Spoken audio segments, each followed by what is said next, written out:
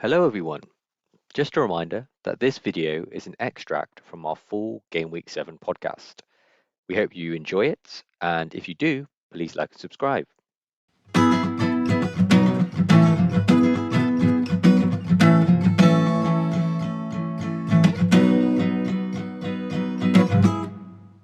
Let's move on to the next section, Josh. XG and XA. So we're going to look at the top fives again, see how they've changed from last week, and Very good. see how that affects any decision making for Game Week 7 and beyond. Sounds good to me, man. So XGs, do you want to go through the XGs top five for us? Yeah, let's do it. This week, I think we'll just, instead of saying all five at once, I thought we'd say number 5, talk about him, and then move up to number 1. How does that sound? I like it. Let's give it a go. Okay, so we'll start with the XG. So in 5th for XG now, and making his first appearance in the top 5, Jamie Vardy, 3.4. Vardy gone under the radar so far, Josh, in the FPL sphere, would you say?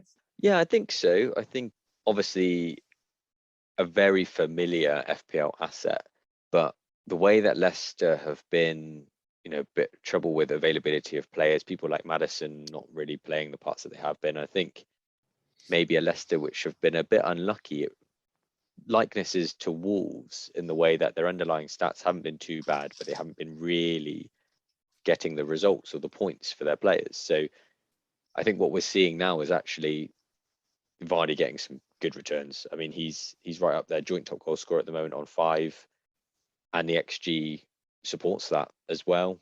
Movement looked good. He's getting picked out from the more deep lying players. So yeah, it's just that price again, Jack.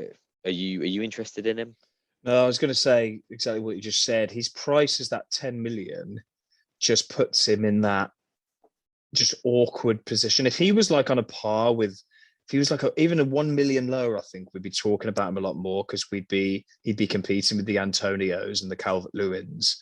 But that awkward 10 million tag, he's not in the Ronaldo Lukaku premium bracket, but he's not vying with the others. So as you say, and I think that coupled with Leicester's uncertain start, I would say they don't look as good as they were last year, despite Vardy playing well so far.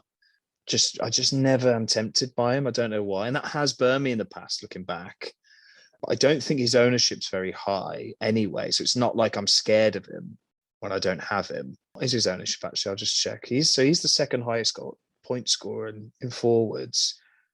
And he's 12.5 ownership, so not very high for a player of that points potential. But yeah, how about you? You're tempted to get him? Wild card coming up. Is he on your radar? I think he's slightly too expensive for me, but someone to keep an eye on for everyone. Because I mean, United obviously are maybe showing some vulnerability, some vulnerability that they maybe we thought about in their previous games. But with the fixtures that they've got coming up as well, you start thinking, those cracks can become bigger. They've got Everton, Leicester, Liverpool, Spurs, City. And I know all of those teams aren't performing like they have done in past seasons or whatever, but they're still, not the easiest teams to play against, and teams that can cause trouble for them. So when you look at then Vardy's next fixtures, Leicester have got Palace, United, Brentford, Arsenal, Leeds. Not the easiest. Not the easiest, because there's some on-form teams there. There's I mean, they've got United, so that's a win for them. But yeah, no, it is. It's tricky. It's tricky. But let's see. It's Vardy. He does smash it every year, really. Vardy. He is very good. I think if you've got him, definitely hold him. And fair play to you for getting him. And you've found a way to work him into your team. But I do agree, Josh. Yeah, a bit too pricey for me still. But a lot of respect for him. Got a lot of respect for Jamie. FPL legend. He is, yeah. And just general Premier League legend, isn't he? I mean, yeah. What more can you say? So he's in 5th spot. In 4th spot, dropping, I think, a spot, Cristiano Ronaldo with 3.44. Obviously a frustrating week against the mighty Villa for him. How are you feeling about Ronaldo, Josh? We said before, haven't we, as a direct comparison, if you're going to have one or the other, I still think Lukaku maybe is going to be the higher point scorer over the course of the season. Obviously, things may change as we find out more with form and stuff like that. But Chelsea are going into a very good fixture, like block basically now. And you would expect them to, despite the City result, just kind of steamroll through those game weeks and perform really well. The only difference is, I think United have just set up their stall to try and bazooka cannon anyone in front of them with their attacking threat. When it does work, they batter teams, 3, 4, 5 goals. When it doesn't quite work, they have results like the ones they have against Villa. But it's worth pointing out that against Villa, they still had the higher XG. They still had 27 shots on target. 27 shots in general. You would say that they were maybe unlucky. I think the XG is 1.93 for United, 1.57 for Villa. They didn't steamroll you, but they had a lot of low chances. I mean, you said it, yeah. They had a lot of shots, but only managed an XG sort of not too dissimilar to Villa. So most of their shots were very low XG. I think I saw the maths in a tweet earlier. It was like the average shot was 0.07 XG they had. I think Greenwood and Pogba had 2 good chances that would have made up a lot of that XG. But yeah, Ronaldo himself had quite a lot of kind of pot shots, blocked shots. Didn't look that threatening himself. There were times when, to be fair, that Greenwood should have got his head up and could have played him in, but didn't and shot instead. So, yeah, I mean, it's interesting. We mentioned Lukaku. He's no longer in the top 5.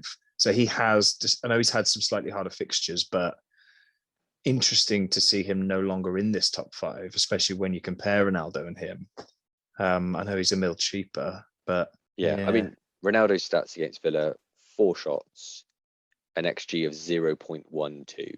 It's not great, is it? That's not great. And not on the penalty is another one. So do we think, I think after that weird today, I'm sure everyone's seen it, that cringeworthy massive apology from Bruno Fernandes for missing it, and all the teammates rallying around him, supporting him like he'd, lost a loved one. Ronaldo is one of those. So it makes me think that they just wouldn't strip penalties from him now. They'd give him another chance. I don't know. Or maybe they'll just say, right, Ronnie's on him now. It's almost like we've learned nothing from that whole situation, because it is, yeah. You can take it either way, can you? Really, but the bottom line is, of all the Premier League games, Ronaldo's played since he's just come back, not many. 2 of them he's done well and got returns. 1 of them he hasn't. So yeah, he'll keep scoring, won't he? He'll keep scoring goals, I'm sure. It's just whether that price is of 12.5 is better spent elsewhere. Lukaku at $1 million cheaper included. He's 12.7 now, isn't he, Ronaldo? I think. Yeah. It'd be interesting to see if he drops. And their fixtures do take a bit of a turn now, I believe, in terms of difficulty. So yeah, it'd be interesting to see if he's sold a bit. It wouldn't surprise me if he was. Amazing how it all changes, doesn't it? So such a quick amount of time. But I think that's one of our talking points, is to be mindful of the change. Up into 3rd spot, then we've got Sadio Mane. I believe he was top last week after a couple of games of multiple chances for him. Interestingly, I don't think his XG has increased that much after the weekend's game against Brentford. Despite Liverpool scoring 3, he wasn't really in amongst the chances. Josh, what do you think of Mane? Yeah, I kind of said it before. I think he's by no means the main threat at the moment. He's just not really showing that decisiveness that we saw a couple of seasons ago. He's showing that hesitance, both in his shooting, his dribbling. It's just, he seems to have a lot less purpose in his play. And you mentioned it already, his XG hasn't increased a lot in the last 2 games, and that's why he's dropped down. His XG against Brentford was 0.05. Yeah, I mean, no, he was nowhere. He was nowhere watching that game, for sure. Yeah, and then you look at the other 2 in the front 3, Jota, Salah, both getting returns. Probably both should have more returns, but Salah's XG was at 1.07 and Jota's was at 0.83. So they're the ones more involved and taking their chances. You would say And I think at Mane's price, I've said it before, great if you want to back him and go for him. He's obviously got the underlying stats there. But I think the form is with the other two. Looking at if you want to have a Liverpool attacking asset, you have to have Salah. If you want a second, despite Bobby Firmino coming off the bench, I still think Jota's going to have quite a lot of minutes and be comparable to other rotated assets at his price point. So I mean, Jota stayed on the pitch, didn't he, when Firmino came on? It was all four of them. Yeah, potentially good Maybe sign. I mean, that's not sign. going to happen every time, but he's performing well. It's what you'd want to see. It's tricky with Jota. I mean, Jota isn't too far off this top five. He's 3.16, same as Dominic Calvert-Lewin, and for 5 million cheaper than, or 4.5 million cheaper than Mane. I mean, it's a massive difference. You're right. Fair play to you. I was getting a bit seduced by Mane after that. I think it was that one game he did score in the end, but he missed like 4 one-on-ones that the Leeds basically the Leeds game, that ballooned his XG, I think. I mean, that was a freak game. Leeds defense is porous anyway. So, yeah, I think you're right in everything you've said about Mane. Probably, again, because of his price. It's been a bit of a theme with these three, Vardy, Ronaldo, Mane. The price makes them a difficult proposition, I think. Indeed. Yeah. So that's Sadio Mane in third. In second, Mohamed Salah. We say it every week, Josh. Is he still a must-have? Presumably wildcard team, first name on the sheet? For sure. Yeah. I mean, joint top goal scorer out of the 3 players on 5 goals so far this season. He's the midfielder as well. And to boot on top of that, he's got 2 assists. His underlying stats are incredible. He's just a must-have in my mind. He is. Again, I don't know how we missed that second one-on-one at the weekend. Normally you'd put your house on him to score that. I'm shaking my head for the people that can't see the video. Oh, it was killer. It was, I thought it was in. I thought it was a weird one. He kind of did he lift it over the bar? I think he did, didn't he? That was at 3-2, and I think just didn't have the clinical, the ice cold decision making and finishing ability that he maybe would have had if it was 2-2 and he had that chance. I think he would have just blasted. I think he was messing around a bit. Maybe thought he was offside. Don't know. Very tricky. I mean, Liverpool have got mixed fixtures, I would say, in the next 4, but I don't think it matters with Mo. I mean, I'm tempted to captain him against City even. That's how good he is. He's one of the very few players I'd think of captaining against the best of the best. I think he just gets goals. But again, we'll come on to that later. But yeah, what a player. Superb. Always regret it when I don't captain him. Get him in your team. Absolutely flying. And 1.64 XA as well. Not too bad either for such a clinical finisher. It's got everything.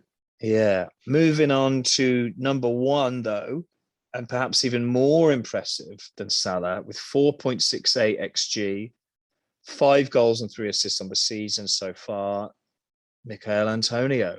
Josh, is he coming back to you? Do you miss him? Do you love him?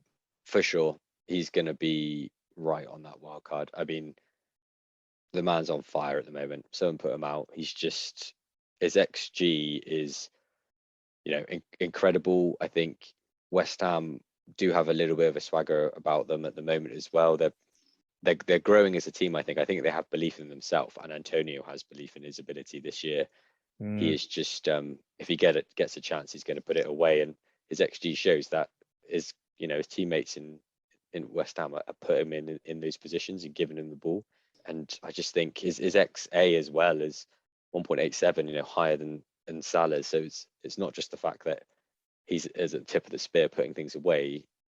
He's involved in everything. So I gotta have him. But you've already got him. I'm very jealous. I'm guessing you're not going I'm really glad I near kept him. Yeah, really glad I kept him when he got injured and just benched him. Was kind of annoyed that Bamford got injured because that meant a lot of other people brought him back in, and it was an easy swap when the Bamford injury happened. But yeah, I think I've said it before, he plays like a premium option. The way when he's fit, he is a premium and should be. I think the reason he's not is because of his injuries. And so when he is fit, he's almost as must own as Salah, I think, in this West Ham side for the last sort of 12 months. So, yeah, he's brilliant. I think it's one of those weird ones where if he was priced higher, I think we'd almost like respect him more and consider him for the captaincy more. But I think that's always a weird bias that I certainly get is, well, I can't captain that player. They're cheap, you know? So I think he should be considered for the captaincy more often than he is. And I nearly went with him this week, I must say. It didn't matter in the end with Salah because they got pretty much the same points, but he was definitely second on my radar. Although a lot of people got burned with that red card, didn't they? They did. I mean, I'm sure but yeah, I mean, Brentford at home next. I mean, that's captainable, I think, with Salah at City and things. But yeah, we could talk about that. But yeah, Antonio, if you've got the money, I think he's the one you'll be hiding behind the sofa watching this week if you don't have him. Very good. So that's Antonio, Salah, Mane, Ronaldo, and Vardy as the top 5 XG players so far this season. Moving on to the XA, we've got a completely fresh, different set of faces. So 5th for XA overall this year is another West Ham player. It's Benrahma. I feel like people have cooled on Benrahma, and I'm not sure why, really. There was nothing that really suggested to me that he was playing any worse or not likely to play as much. So why do you think people have cooled on him, Josh? I have to say, I think I've got to be guilty of being one of those people. And I can't really justify it because he's continued to return, with the 3 goals, 2 assists, very, very decent XA and XG, considering, his price in a team that's on form. So, a good team as well, because a lot of the other people, other players that they were looking at his price point play for teams that you would say maybe aren't quite as good and therefore will have less chances overall, but less XG as a team, concede more goals, not get as good results. So I've got to say, yeah, I had blinkers on away from it, looking away from it, other players, but he deserves a lot of attention, and I think maybe should be still seen as the go-to at that kind of that price, into 7. That mid-price, mid-conundrum again, it's still with us, isn't it? Yeah, I do agree with everything you said. Don't know why I called on him. Opted for Traore for some reason over him on my wild card. Complete disaster. And Torres as well to a degree. And yeah, forgive me, Benrahma. Please forgive me. The stats have changed. In your defense, the stats have changed quite, drastically. That's why we're looking at them every week. Traore was right up there a couple of game weeks ago, but now it's evolved. That's the risk when you wildcard early, isn't it? When the sample size is so small, like 3 or 4 game weeks, that they're going to swing massively. I think as the season rolls on, this set of 10 players will get less and less variance, won't it? As the good players stay good over a larger number of games. So it'd be interesting to see. What I might do is tally up how many times a player features in the top 5s. Yeah, that'd be good. Then maybe at the end of the season, we have a table that shows every week who the players were most weeks. Could be fun stats, some more fun stats for us. So that's Benrahma. Yep, it's a buy, I think, if you can get him. I think we agree on that. In 4th place, dipping down the table a bit, similar to Mane, I thought had a relatively quiet game in terms of attacking threat against Brentford, is Trent. How are you feeling about Trent? Still a lock for your team? I still think he is the best fullback that has potential attacking returns, and maybe people will point to Alonso, but we're looking at the stats here for Trent, and that proves where he's at, and he missed a game as well, so he's got less minutes than a lot of the other players up there, and he's still got those stats. I would be slightly concerned about his clean sheet ability, because Liverpool have been conceding a lot of chances, and I think maybe they have been lucky to get clean sheets. All similar back post goals. They clearly ganged up on Trent, didn't they? Flooded that back stick, and I don't know why Liverpool didn't deal with it, really. Yeah, they just they're defensive shambles, really. But I think despite looking at that game, not in isolation, but looking at all the other fixtures as well, Liverpool's GA isn't in the best three, for example. I think they're closer to mid-table when I looked at them. So, they are conceding opportunities. Yeah, So Alisson's been doing quite well, hasn't he? Making some saves sort of in the last 20 minutes of games. I've noticed he seems to save the day a little bit.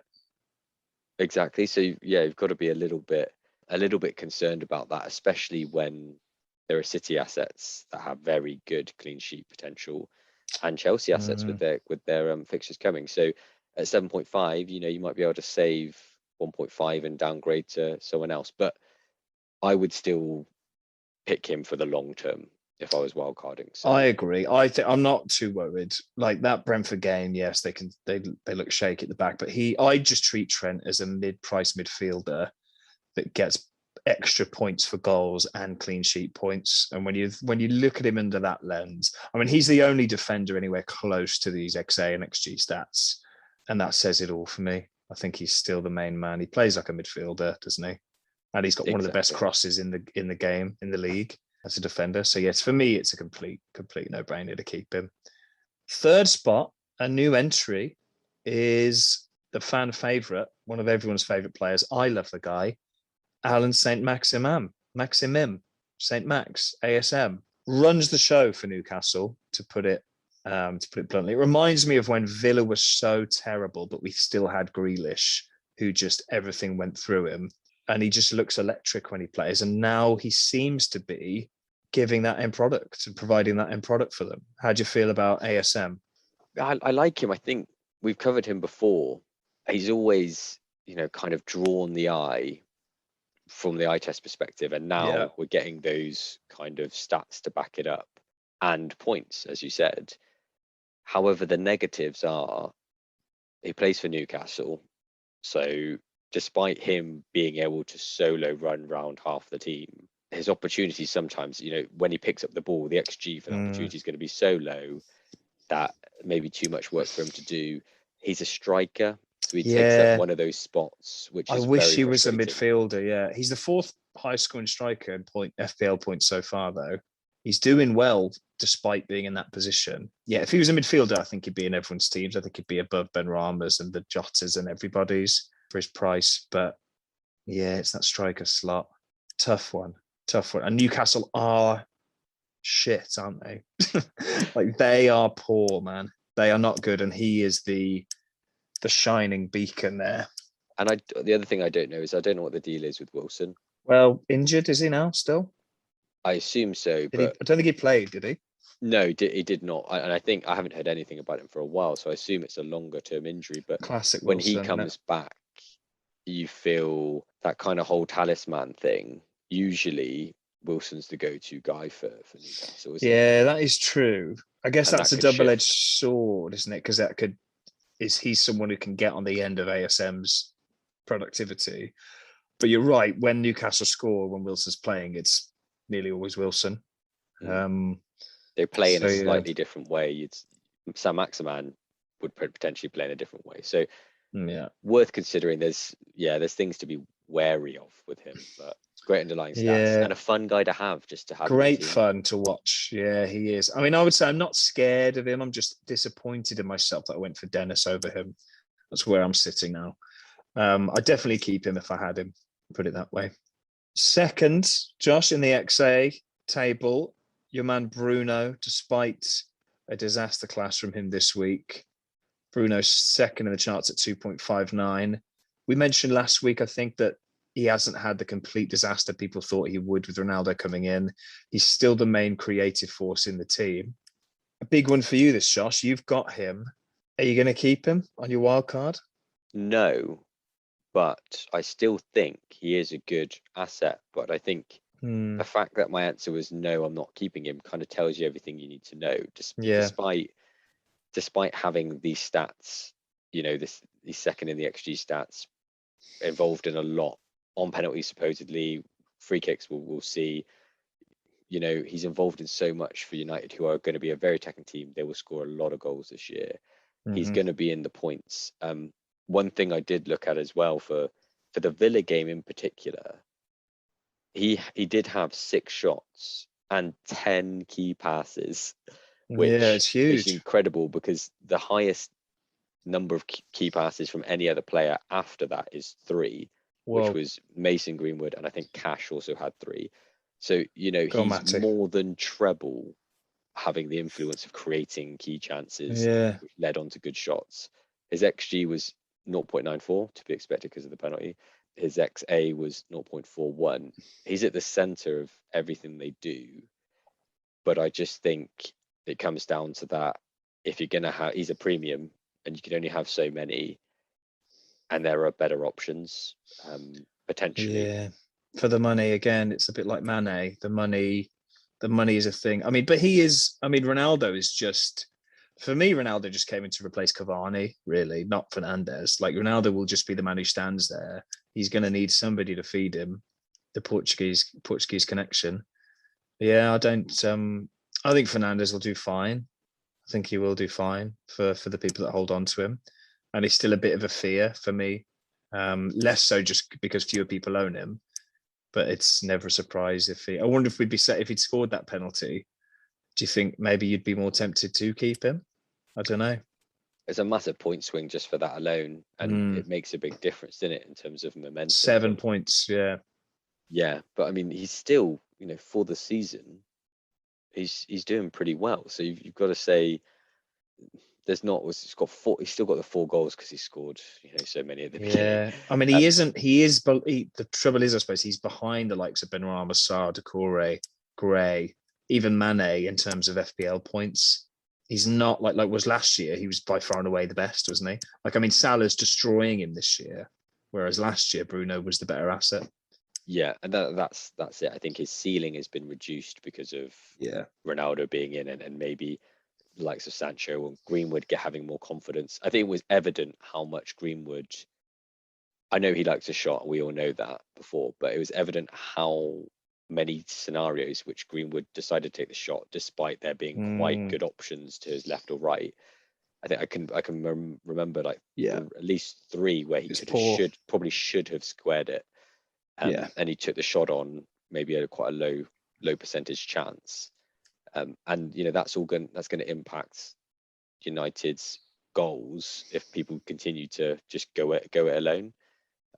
So yeah, Fernandes still a great option, but I don't want to call him a differential, but he's one outside the main premiums, isn't he, at the moment? Yeah, I think he's getting there. If you have a midfield of Mane and Fernandes, I think you're in differential zone.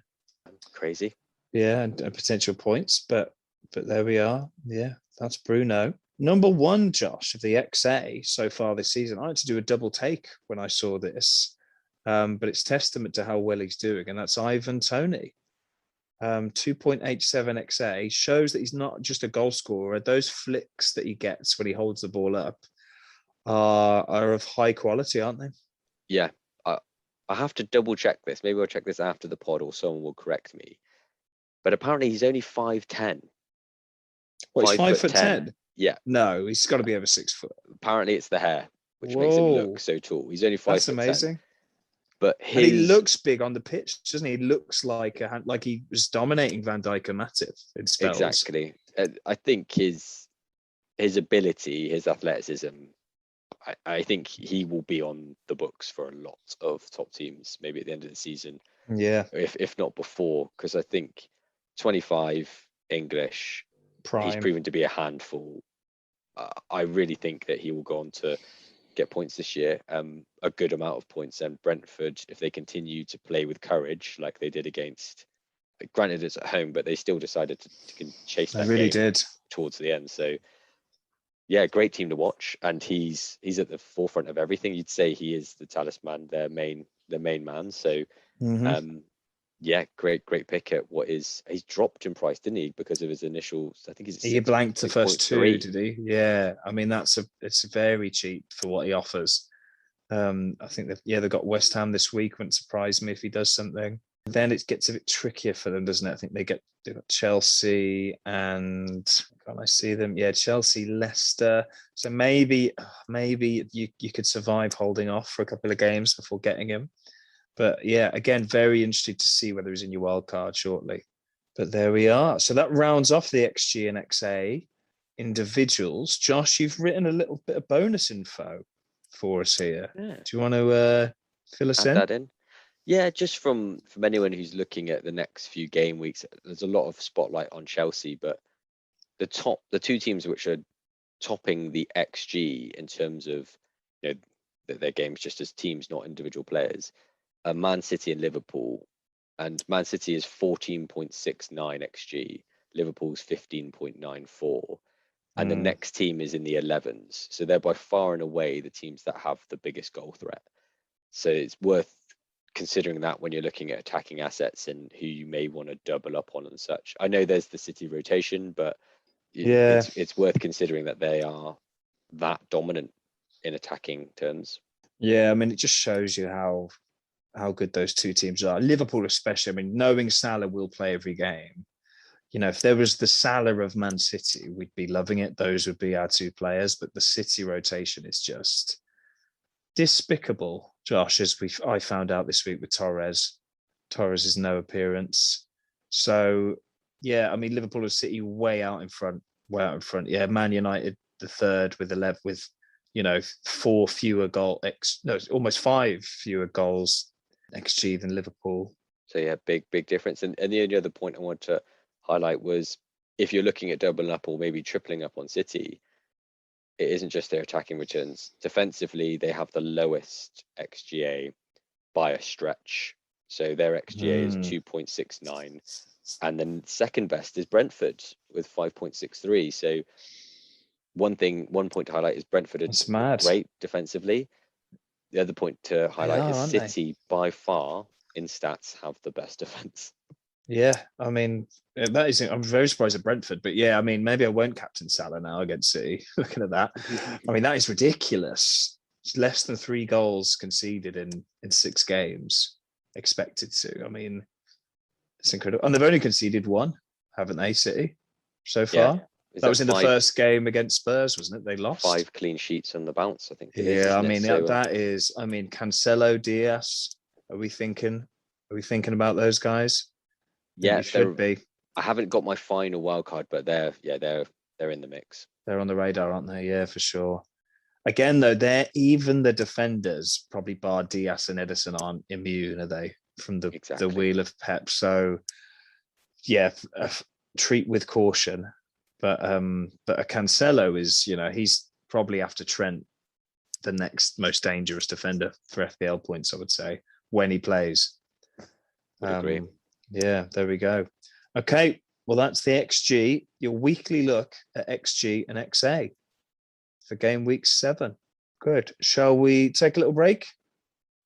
Yep, take a little break and come back to the talking points. Happy days. All right. See you in a second. All righty.